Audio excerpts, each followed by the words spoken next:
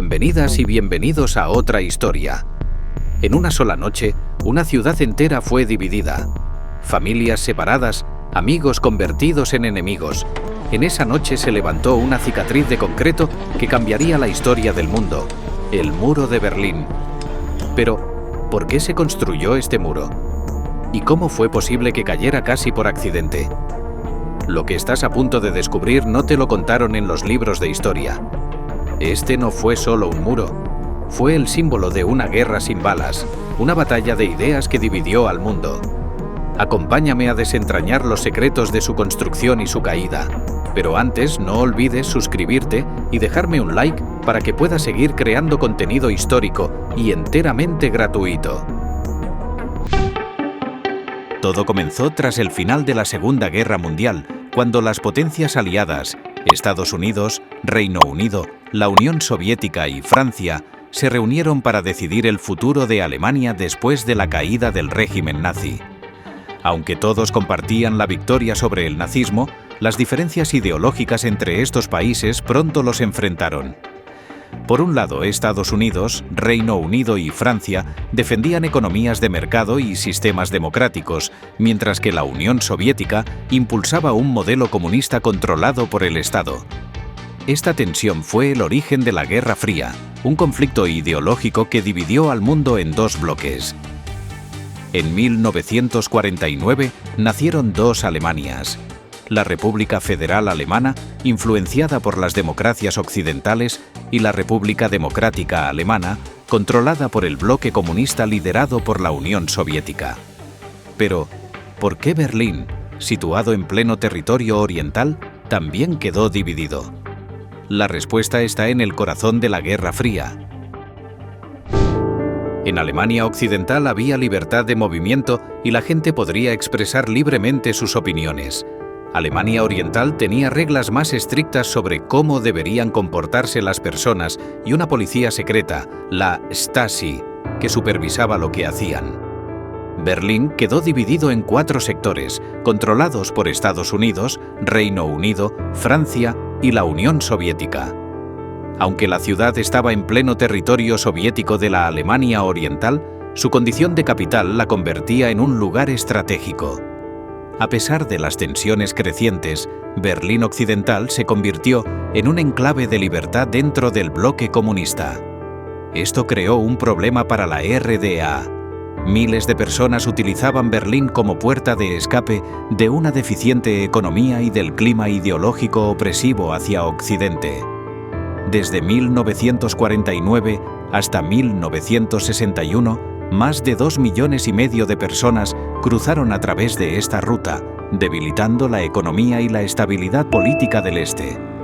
Para frenar este éxodo, el gobierno comunista creó una barrera que pronto se convirtió en una fortaleza infranqueable.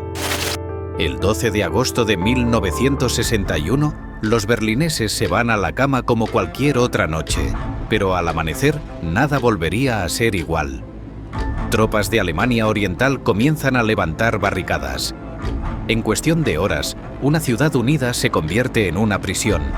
Familias divididas, trabajadores que no podían regresar a sus hogares, sueños truncados. Pero, ¿por qué construir un muro?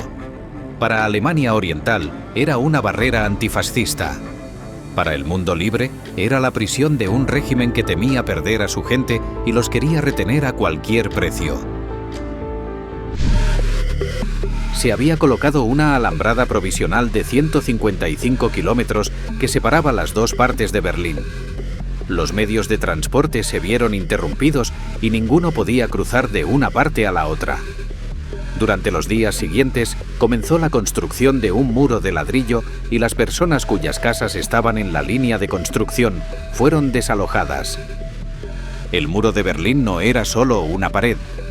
Era un complejo sistema de seguridad con 2 muros paralelos, torres de vigilancia, luces potentes y una zona de muerte patrullada constantemente. Cruzar era casi imposible. Sin embargo, cientos lo intentaron. Algunos lograron escapar, pero otros pagaron con sus vidas. A pesar de los riesgos, hubo quienes no se rindieron. Desde túneles secretos hasta globos aerostáticos caseros, las historias de escapes son tan asombrosas como conmovedoras.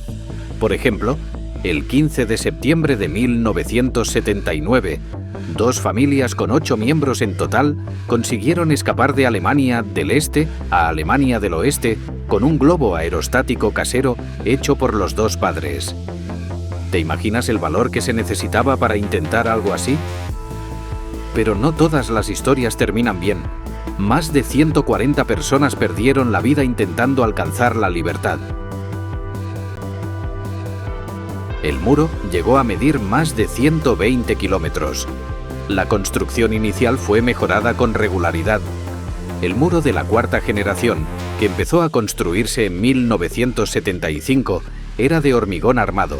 Tenía una altura de 3,6 metros y estaba formado por 45.000 secciones independientes de 1,5 metros de longitud. Su costo fue de más de 16 millones de marcos de la Alemania Oriental.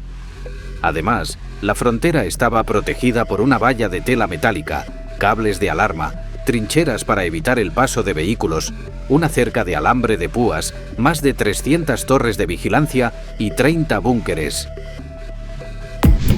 Aunque parezca que el muro de Berlín cayó de un día para otro, en realidad puede considerarse la culminación de un proceso. En todo el bloque soviético soplaban vientos de cambio, y esos vientos tenían su origen en Moscú.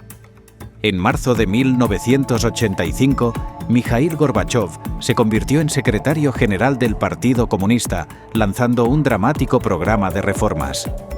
Su política de apertura consistía en eliminar las prácticas de la represión estalinista y darles más libertades a los ciudadanos soviéticos, que vieron cómo presos políticos eran liberados y los periódicos publicaban artículos críticos hacia el gobierno. Estas políticas se dejaron sentir también en algunos de los países satélites de la Unión Soviética en Europa. En el mismo año de la caída del muro, en Polonia se celebraron las primeras elecciones parcialmente libres en décadas. Hungría abrió completamente sus fronteras y miles de turistas de Alemania del Este llegaron ese verano al país vecino en busca de una forma de cruzar a Austria. El éxodo se convirtió en una marea humana. Los alemanes del Este comenzaron a exigir que se les permitiera cruzar a Alemania Occidental y para el gobierno comunista fue cada vez más difícil detener esos llamados. El 9 de noviembre de 1989, el miembro del Politburó del Partido Comunista de Alemania Oriental, Günter Schabowski, anunció a través de la televisión que a partir de ese momento los ciudadanos podrían viajar libremente y sin trámite previo a la parte occidental del país. Miles de personas se agolparon en los puntos de control para poder cruzar al otro lado y nadie pudo detenerlos, de forma que se produjo un éxodo masivo. Durante la medianoche, Berlín se convirtió en una fiesta. Cientos de personas escalaban el muro y formaban una cadena humana. Otros derrumbaban parte de la pared y los periodistas y fotógrafos registraban el suceso. Una vez liberados, familias y amigos pudieron volver a verse después de 28 años de separación forzosa. La República Democrática Alemana anunció la realización de elecciones libres democráticas, universales y secretas y propició una conversación con la República Federal Alemana para estrechar lazos económicos y llegar a un acuerdo mutuo sobre el desarme. Tras este suceso, el 3 de octubre de 1990, las dos Alemanias unificaron sus sistemas económico, social y monetario. El derrumbe del muro significó el fin de una época y el comienzo de otra, que continúa hasta la actualidad. La historia del muro de Berlín es un recordatorio de que la libertad no debe darse por sentada. Su caída nos enseña que incluso los muros más imponentes pueden derrumbarse cuando las personas se unen por una causa común. Si este vídeo te hizo reflexionar, dale like, suscríbete y comparte. Nos vemos en el próximo viaje por la historia.